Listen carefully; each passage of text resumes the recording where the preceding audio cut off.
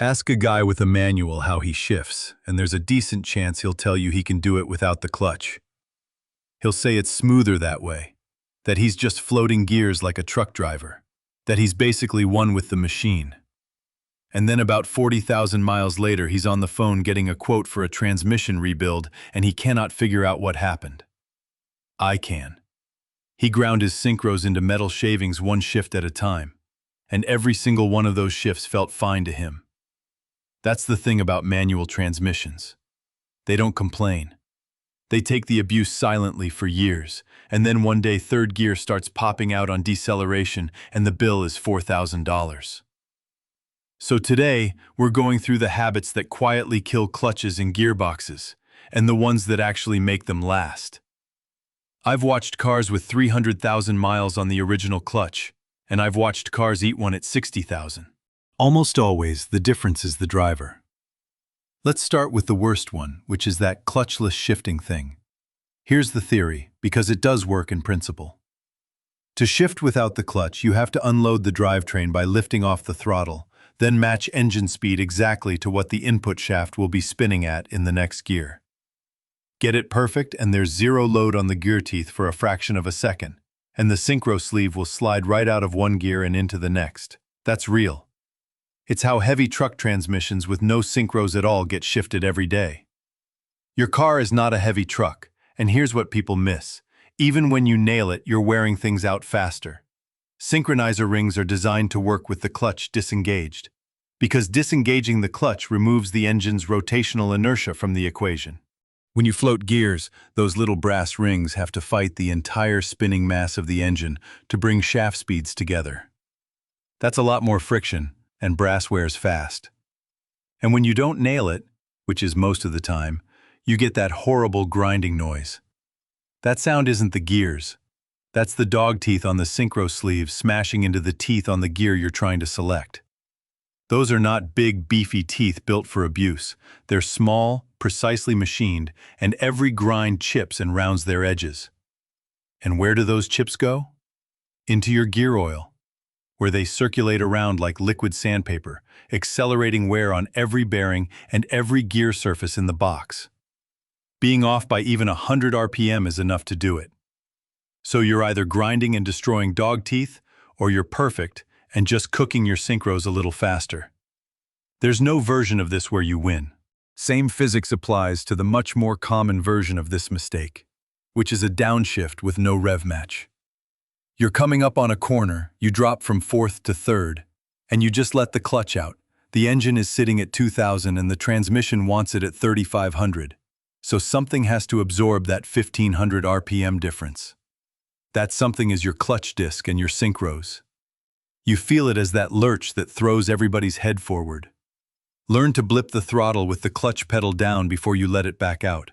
Clutch in, tap the gas, ease the pedal out, and the car just settles into the gear like nothing happened. It takes about a week of practice. It makes you a dramatically smoother driver, and it will add tens of thousands of miles to your clutch. Before we get into the mechanical side of this, do me a quick favor and hit subscribe. Costs you nothing and it keeps this kind of garage talk showing up in your feed. Now let's talk about the opposite problem, which is being too lazy with the gearbox instead of too clever. Lugging the engine. You're in fifth gear at 1,200 RPM. A gap opens up, and instead of downshifting, you just bury the throttle. The car groans, shudders a little, and slowly gathers speed. That shudder is the sound of something bad happening. At low RPM with wide open throttle, cylinder pressure spikes way up while the pistons are moving slowly, which means those enormous forces are being applied to the rods and bearings without the oil film getting a chance to recover between power strokes. It also pushes the engine toward detonation, which is fuel igniting on its own before the spark plug fires. That's the pinging or knocking sound you hear, and it's a shock wave hammering the top of your piston. Your engine has a torque band for a reason. On most modern gas engines, it lives somewhere between 2,000 and 4,500 RPM, and that's where the engine actually makes power efficiently. So before you overtake, before you climb a grade, before you ask the car for anything serious, drop a gear. It sounds louder, which makes people think it's harder on the car. but it is the opposite. High RPM with light load is easy. Low RPM with heavy load is what breaks things. Which brings us to engine braking. And I want to be careful here because people confuse this with something else entirely. Engine braking is when you stay in gear and lift off the throttle, and the engine's compression naturally slows the car. It is completely different from coasting in neutral, and it's better in every way. It's safer because you keep drive to the wheels, and you have instant power if you need it. It saves fuel because with the car in gear and your foot off the gas, the injectors shut off completely. So you're burning literally nothing. And it saves your brakes, especially on a long downhill, where riding the pedal will cook your fluid and give you fade. There's exactly one way to do engine braking wrong, and it's a big one. Holding the clutch pedal down while you do it. If the clutch is disengaged, the engine isn't slowing anything. So either you're coasting in neutral with extra steps, or you're partially slipping the clutch and burning the disc to slow the car down. Foot completely off the clutch, car in gear, let the engine do the work. That's it.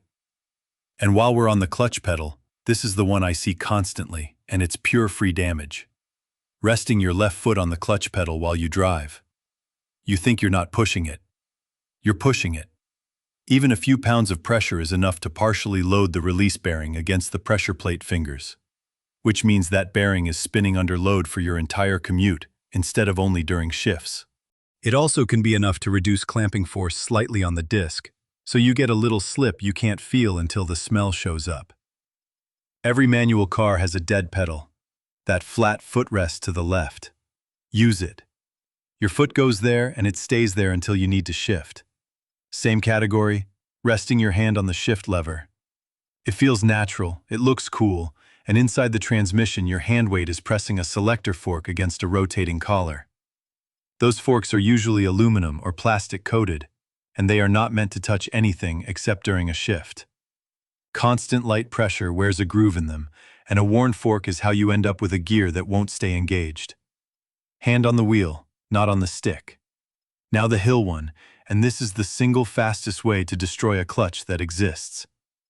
You're stopped on an incline, and instead of using the parking brake or the foot brake, you hold the car in place by slipping the clutch against the throttle. Perfectly still.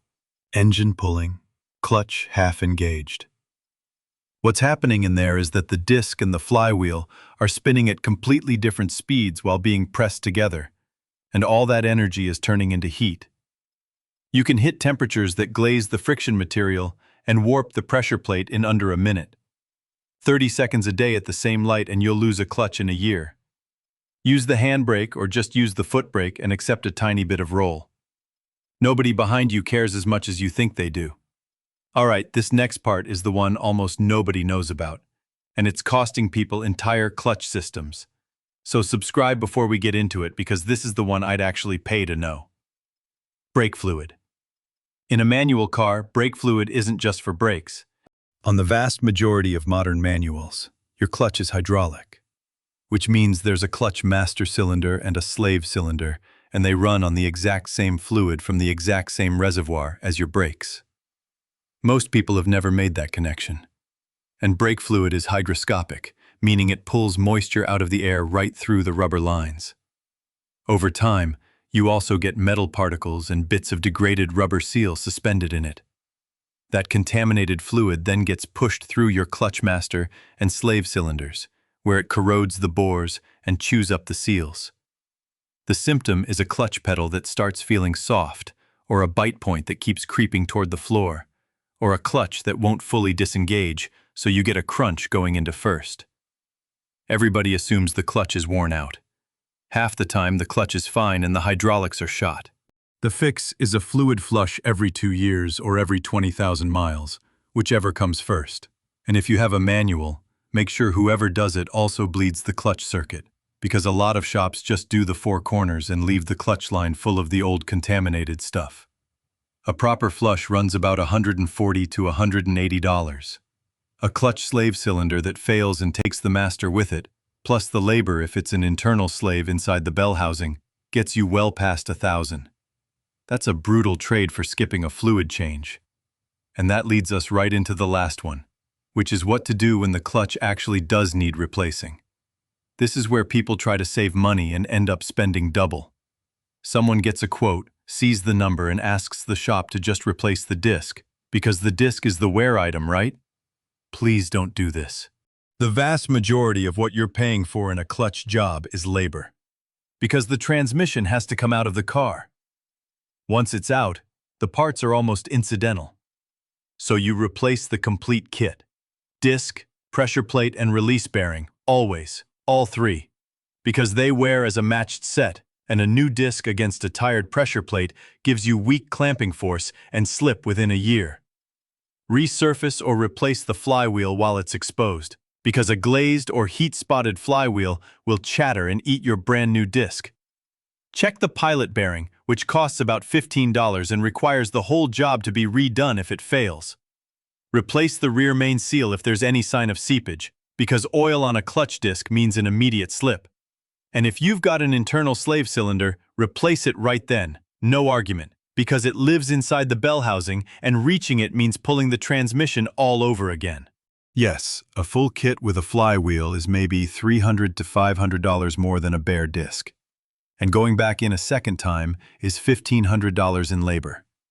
That decision has never been close, and any shop that tries to talk you into a disc-only job is either cutting corners or hoping to see you again soon. So let's tie it together. Don't float gears, ever, no matter how good you think you are.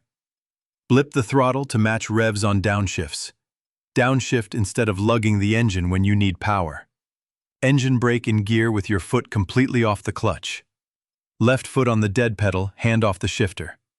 Hold hills with the brake, never with the clutch. Flush your brake fluid every 2 years and make sure they bleed the clutch line. And when the clutch finally goes, do the whole job once instead of half of it twice. Now I want to hear from you. Drop a comment and tell me what you're driving, how many miles are on it, and how many of those are on the original clutch, because I'm always curious. If your pedal feels weird, if your bite point moved, if you've got a grind going into second when the car's cold, describe it down there.